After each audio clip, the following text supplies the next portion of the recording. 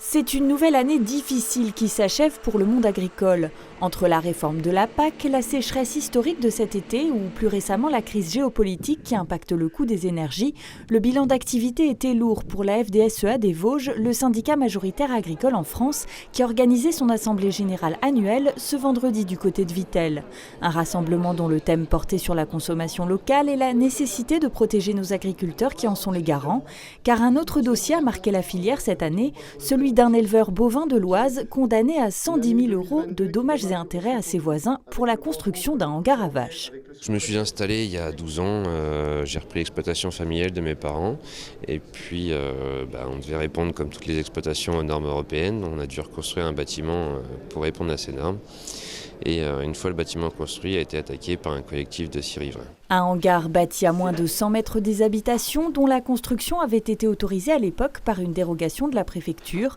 Un conflit vu comme un cas d'école pour le monde paysan car il prouve bien l'ambivalence qui demeure dans les mentalités. Il y a eu des moments où on a essayé de discuter avec ces gens où l'un, ça m'avait marqué, m'a dit non mais votre bâtiment il est très bien conçu, les bêtes sont bien dedans, il est beau, il est bien intégré au paysage, top.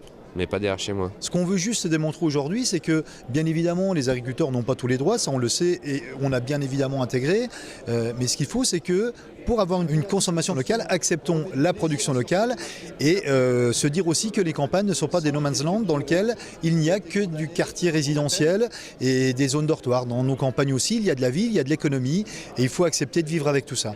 Et pour faire passer le message, la fédération compte bien activer également les leviers politiques et rappeler qu'il existe bien un cadre législatif pour protéger les agriculteurs.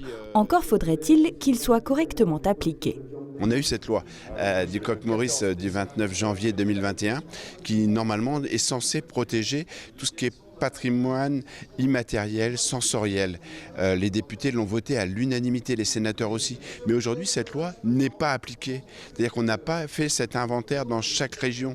Et aujourd'hui, il faut faire cet inventaire et il faut absolument qu'on avance, qu'on dialogue pour éviter qu'on ait une loi qui ne sert à rien et que finalement, quand on va devant le juge, il y a des gens qui vont chercher des dommages et intérêts. Un appel du pied lancé donc aux personnalités politiques locales présentes ce vendredi à Vittel qui pourraient avoir un rôle à jouer sur ce tableau. De quoi sécuriser en partie les agriculteurs qui devront faire face à de nombreux autres défis dans les années à venir.